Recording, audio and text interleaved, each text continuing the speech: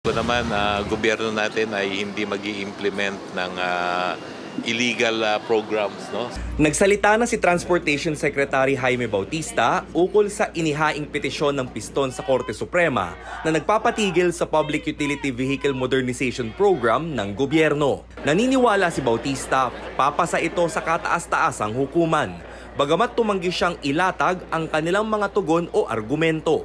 Ayon sa kalihim, tuloy na tuloy pa rin ang implementasyon nito sa unang araw ng 2024 alinsunod sa direktiba ni Pangulong Marcos. Kasi ito ay para sa mas nakararami, no? Para sa mga pasahero, no?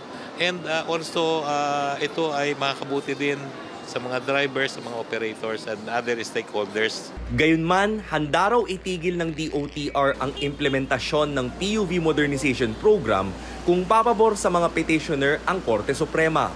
Posible pa rin kasing magpatupad ng isang temporary restraining order ang hukuman bago mag-December 31.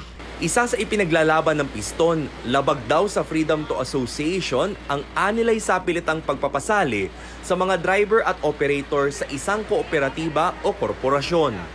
Alam mo, right yan ng piston, ano, na mag-file ng kaso to protect their interests, no?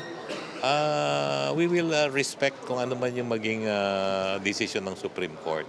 Samantala, pinag-aaralan na rin ng kagawaran ang pagdaragdag ng tinatawag na security collateral gaya ng mismong prangkisa para mapababa ang halaga ng mga modern jeepney.